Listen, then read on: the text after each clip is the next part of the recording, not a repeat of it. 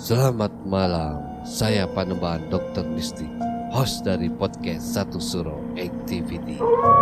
Sekarang Satu Suro Activity bekerja sama dengan Anchor. Aplikasi ini sangat membantu saya untuk membuat dan publish show saya ini. Perlu kalian ketahui, ternyata membuat podcast itu sangat gampang sekali dan 100% gratis.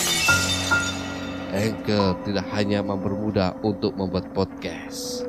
Dalam hal distribusi pun aplikasi Anchor memiliki banyak jaringan, di antaranya Spotify, Apple Podcast, dan platform podcast lainnya. Tidak perlu berpikir lama, segera download aplikasi Anchor dan bikin podcast kamu sekarang juga, gak pakai lama.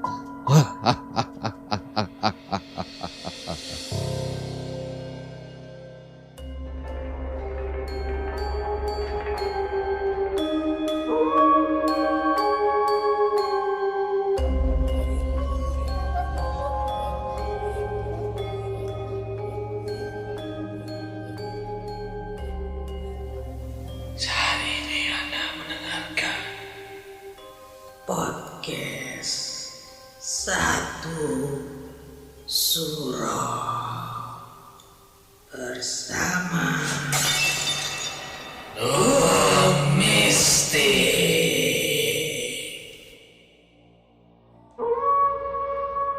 Assalamualaikum warahmatullahi wabarakatuh.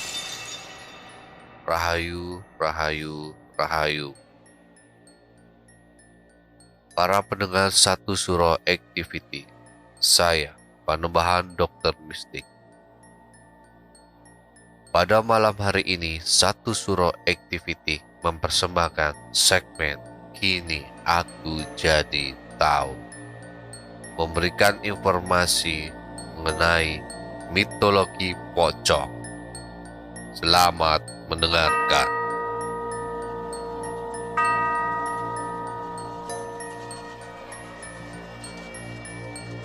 Pocong adalah sejenis hantu yang berwujud manusia yang terbungkus kain kafan.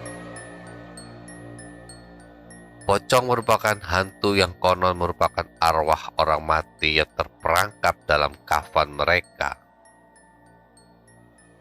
Menurut mitos yang beredar, jiwa orang yang sudah meninggal akan tinggal di bumi selama 40 hari setelah kematian. Jika ikatan kain kafan tidak dilepaskan setelah 40 hari, tubuh dikatakan melompat keluar dari kubur untuk memperingatkan orang-orang bahwa jiwa mereka perlu dilepaskan. Setelah ikatan dilepaskan, jiwa akan benar-benar meninggalkan bumi. Sementara itu, menurut Suwardi Indraswara, guru besar pendidikan bahasa Jawa pada Fakultas Bahasa dan Sastra Universitas Negeri Yogyakarta, melalui bukunya yang berjudul Dunia Hantu Orang Jawa, Alam Misteri Magis dan Fantasi Kejawen tahun 2004, memaparkan pocong yang merupakan salah satu memedi Jawa itu sebenarnya adalah hantu berjenis kelamin perempuan. Tentu ini menjadi penjelasan baru yang belum diketahui semua orang, khususnya orang Indonesia. Maklum saja, pocong dalam film-film Indonesia cenderung digambarkan laki-laki. Mitologi Jawa menganggap pocong salah satu memedi Jawa berasal dari wanita yang tewas secara tidak wajar. Kematiannya yang tak wajar itu akibat tindak kriminal.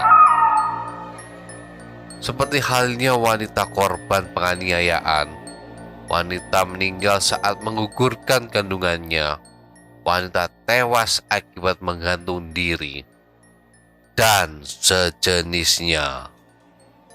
Melompatnya si jenazah keluar kuburannya itu masih menurut sumber yang sama adalah untuk mencari manusia hidup yang dapat melepaskan tali pengikat kain kafannya tersebut.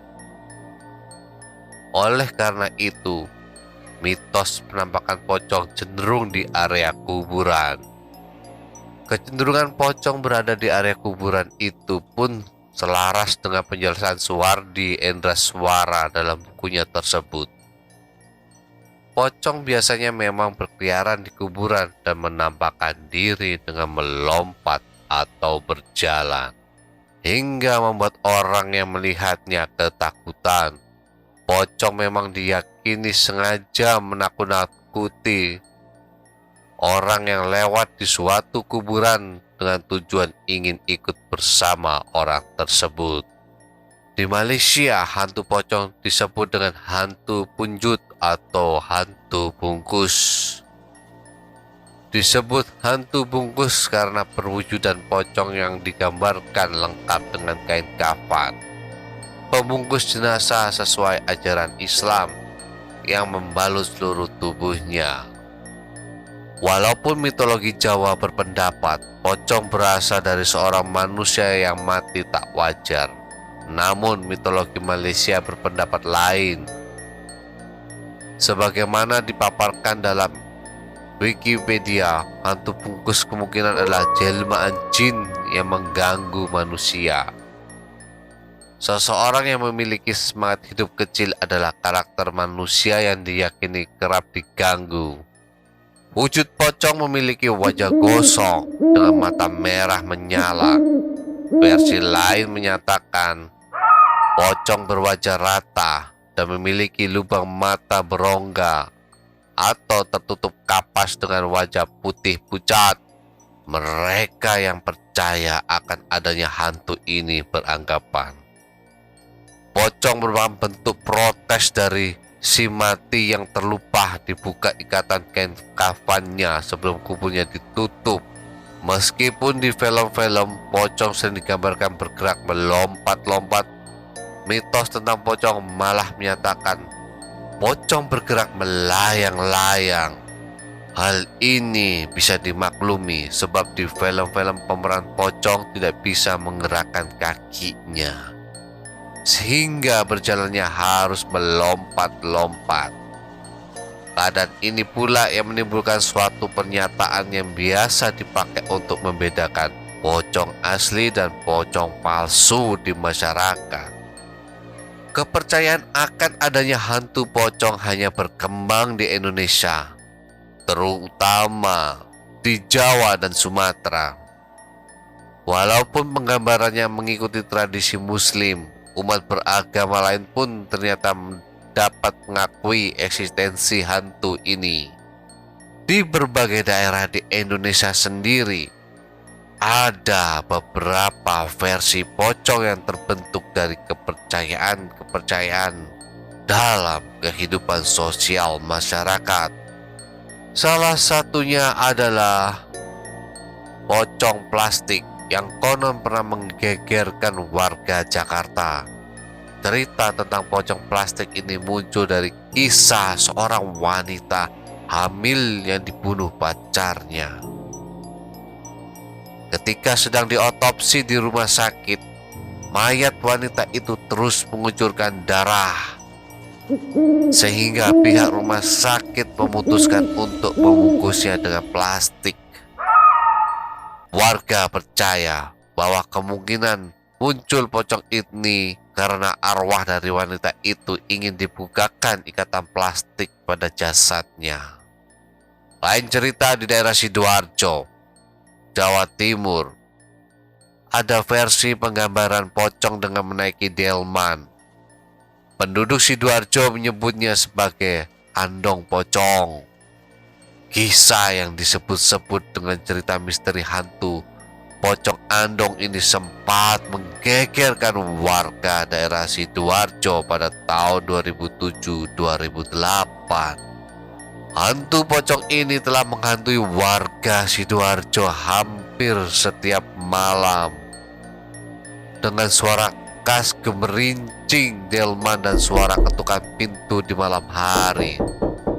Menurut warga setempat, asal-usul hantu pocong ini adalah karena kematian 2 pengantin baru yang tidak direstui dan mengalami kecelakaan saat menaiki delman.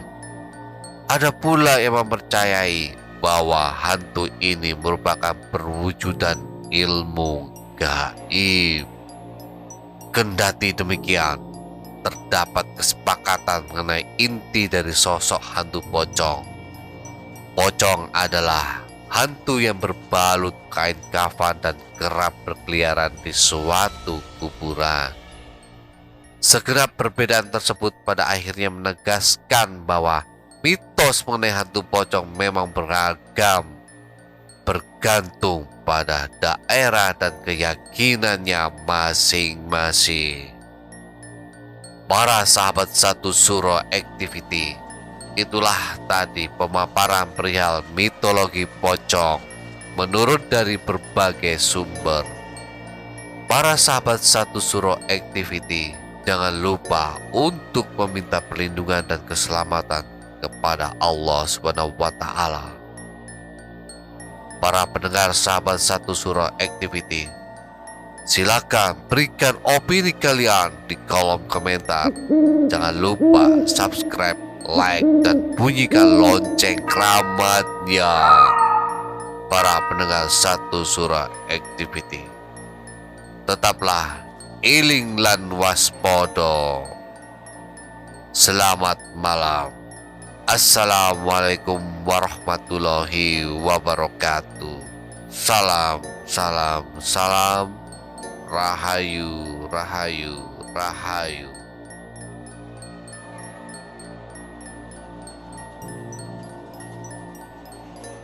Sahabat Satsuroi, jangan lupa kirim pengalaman cerita mistik kalian ke